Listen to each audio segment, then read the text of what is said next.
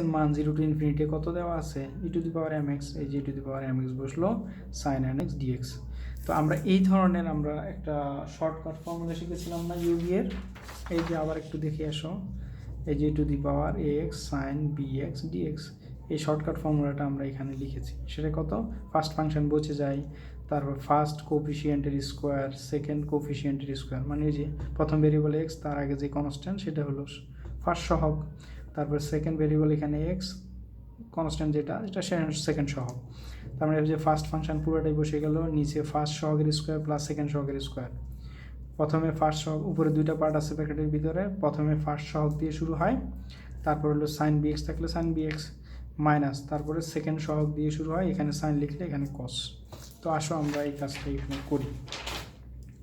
তাহলে ওই ফর্মুলাটা পড়েছে, লিমিট যেহেতু দেওয়া আছে লিমিটের মানটা বসাতে হবে, তাই আগেই বসিয়ে নিলাম। আর এখানে এটা ফর্মুলা পড়ে e to the power ax sin bx এর মতো। তাহলে ওই যে ফার্স্ট ফাংশন যেটা সেটা এখানে বসাতে হবে, নিচে কী হবে ফার্স্ট সহগের স্কোয়ার, এই যে এক্স, এটা ফার্স্ট সহগ হলো minus m square plus second সহগ হলো এন, এই যে এন স্কোয়ার। তারপর উপরে দুইটা অংশের ফার্স্ট পার্টে ফার্স্ট সহগ দিয়ে শুরু হয়, তাহলে এক্স বাদ দিলে সহগটা হলো মাইনাস এম, এই যে মাইনাস এম দিয়ে শুরু হলো, এখানে সাইন থাকলে সাইন লিখতে হয়, সাইনের ক্ষেত্রে এখানে চিহ্নটা মাইনাস। তারপরে সেকেন্ড পার্ট শুরু হয় সেকেন্ড সহগ দিয়ে, যে সেকেন্ড সহগ লিখলাম, এখানে সাইন হলে এখানে লিখতে হয় কস, এই যে কস লিখলাম, লেখা হলো। ওকে, এই ফর্মুলাটা আমি সাইডে লিখেও দিয়েছি, এই যে পাশে লিখেও দিয়েছি।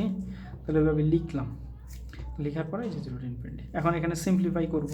এখন দেখো তো এই 0 to ইনফিনিটি লিমিটটা কার জন্য দেওয়া, যার সাপেক্ষে ইন্টিগ্রেশন করতেছো তার জন্য, তার মানে এক্স এর সাপেক্ষে করতেছো এক্স এর জন্য।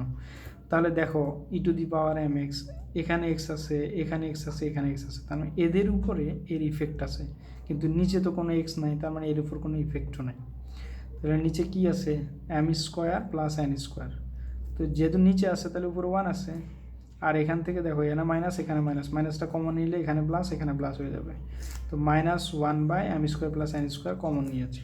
তো ভিতরে কি থাকতেছে e to the power mx, এগুলো তো প্লাস হয়ে গেছে, তাহলে প্লাস m sin nx, এই যে m sin nx plus n cos nx, n cos nx 0 to infinity, এটা বসাবো। তার মানে টোটাল ফাংশনটা হলো তোমার এটা, এখানে একবার ইনফিনিটি বসাবো এক্স এর পরিবর্তে, মাইনাস দিয়ে এখানে এক্স এর পরিবর্তে আবার 0 বসাবো। তো আসো আমরা বসাই, লিমিটগুলো বসাই। তবে একটু মনে রাখতে হবে, কি মনে রাখতে হবে, e to the power minus infinity এর মান হলো 0, e to the power minus infinity কত 0।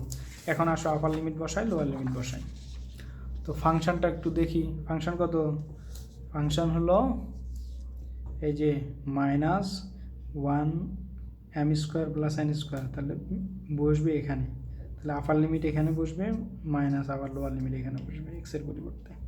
তো বসাও -1/m square plus n square, এটা তো লিখতেই হবে, এই যে -1/m square plus n square লিখলাম। ভিতরে যাও, আপার লিমিট মাইনাস লোয়ার লিমিট, তো আপার লিমিট কোথায় বসাবো, এই যে এখানে এক্স এর পরিবর্তে, তো এক্স এর পরিবর্তে কত বসবে, এই যে ইনফিনিটি বসলে e to the power minus infinity হয়, e to the power minus infinity কত 0, তার মানে এখানে 0 বসাইলাম, 0 ইন্টু এই পুরাটা, তার মানে টোটালটা মিলে 0, তার মানে ইনফিনিটি বসালে এই পুরো ফাংশনটা 0 হয়ে যায়, এই কারণে এখানে 0 লিখলাম। মাইনাস লোয়ার লিমিট বসাতে হবে, তো লোয়ার লিমিট কত, লোয়ার লিমিট হলো 0, কোথায় বসাতে হবে, পুরো ফাংশনটাতে, এক্স এর পরিবর্তে বসাও, এখানে 0 বসালে e টু দি পাওয়ার -0, তো e টু দি পাওয়ার -0 মানে e to the power 0, e to the power 0 মানে হলো 1, এই যে e টু দি পাওয়ার 0 মানে 1 লিখলাম। এবার ব্র্যাকেটের ভিতরে যাও, ভিতরে গিয়ে এখানে 0 বসাবা, তাহলে m sin n0 মানে sin 0 মানে 0, তো m ইন্টু 0 মানে 0, এই যে ব্র্যাকেটের ভিতরে ফার্স্ট ভ্যালুটা হলো 0। তারপর আসো প্লাস, এখানে যে 0 বসবে, cos 0 মানে 1, তাহলে n ইন্টু 1, এই যে n ইন্টু 1, তার মানে আপার লিমিট বসালে 0 পেয়ে গেছি, মাইনাস লোয়ার লিমিট বসিয়ে এটা পেয়েছি। এখন এটাকে সিম্পলিফাই করো, সিম্পলিফাই করলে কত হয় m square plus n square, তার মানে এটা কী হলো, এই যে n এর ফাংশন হলো, কার ফাংশন হলো n চলকের। এখন তুই বলতে পারো যে স্যার এখানে তো mও আছে, তো m কিন্তু ভেরিয়েবল না, m কিন্তু প্রবলেম অনুযায়ী বোঝা যাচ্ছে, mটা হলো কনস্ট্যান্ট, এই যে কোফিশিয়েন্ট, এক্সের কোফিশিয়েন্ট ছিল কনস্ট্যান্ট, তাহলে ভেরিয়েবল হলো এন, তাহলে ফাংশনটা হলো এন চলকের, সাইনের মাধ্যমে পেয়েছো তাই এস। সিমিলার ওয়েতে আমরা কোসাইনের জন্য কাজ করব। কার জন্য? কোসাইনের জন্য। কোন ধরনের ট্রান্সফরমেশন? Infinite case.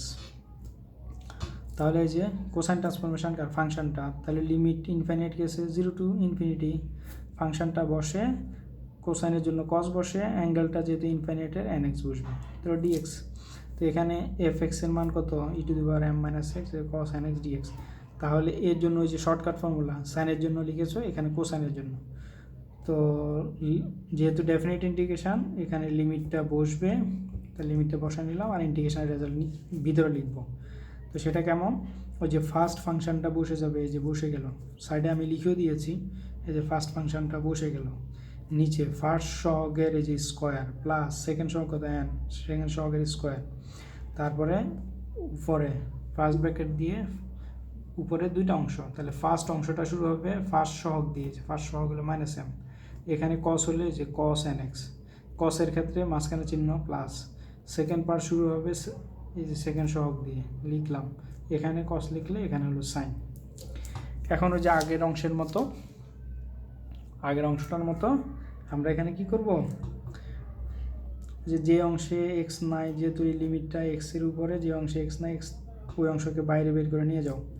তাহলে দেখো এখানে কত 1/m² + n², এর মাঝে এক্স নাই, তাহলে এটা বাইরে চলে গেল, আর যেগুলোর ভিতরে এক্স আছে ওগুলো সাজিয়ে গুছিয়ে লিখলাম, যেটা মাইনাস টার্ম পরে লিখলাম, প্লাস টার্ম এই যে আগে লিখলাম। ঠিক আছে, এখন ওই যে ইনফিনিটি আপার লিমিট বসবে টোটাল ফাংশানে, আবার লোয়ার লিমিট 0 বসবে টোটাল ফাংশানে। তো আসো আমরা এগুলো বসাই। আর মনে রাখবো e⁻∞ মানে এই যে e⁻∞ মানে 0। তাহলে এখন আসো, এটা বাইরে আছে, তাহলে সেকেন্ড ব্র্যাকেট দিয়ে শুরু করো, এখানে ইনফিনিটি বসাও। তো ইনফিনিটি বসালে কত হয়? এই যে এখানে ইনফিনিটি বসালে e⁻∞ কত হবে? 0, 0 হয়ে গেলে পুরাটাই 0 হয়ে গেল, তার মানে আপার লিমিট বসালে 0 পাই আমি, তারপরে মাইনাস দিয়ে লোয়ার লিমিট, তো লোয়ার লিমিট এখানে বসাও, লোয়ার লিমিট কত? 0। 0 কোথায় বসাবো? এই যে এক্সের পরিবর্তে এখানে 0 বসালে e⁻−0 হয়, e⁻−0 মানে e⁻0, e⁻0 মানে 1, এই যে লিখলাম 1। তারপরে ভিতরে যাও, এখানে এক্সের মান 0 বসাবা, তো সাইন 0 হয়, সাইন 0 মান 0, 0 × n মানে 0, তাহলে ভিতরে ফার্স্ট অংশ 0, তারপরে এখানে মাইনাস, এই যে মাইনাস, এখানে m, এই যে m, এখানে আসো cos nx, x এর মান যদি আমরা 0 বসাই, x এর মান যদি কি বসাই? 0 বসাই, তাহলে cos 0 মান 1, m × 1, এই যে m × 1। এখন এটাকে সিম্পলিফাই করো, সিম্পলিফাই করলে m/m² + n², তো m আর n আছে, mটা কি? ওই যে কোফিশিয়েন্ট ছিল e⁻−mx, তাহলে x এর কোফিশিয়েন্ট ছিল, তাহলে mটা হলো কনস্ট্যান্ট কোয়ান্টিটি, ভেরিয়েবলকে n, তাহলে ফাংশন পেয়েছি কার? n চলকের, কার মাধ্যমে? কোসাইন ট্রান্সফরমেশনের মাধ্যমে। তার মানে ইনফাইনাইট কেসেও আমরা সাইন শিখতে পেরেছি, কোসাইন শিখতে পেরেছি।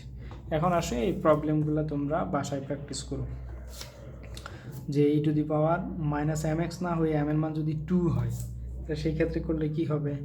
আর যদি e⁻−2x + e⁻−3x যদি হয় তাহলে কি হবে?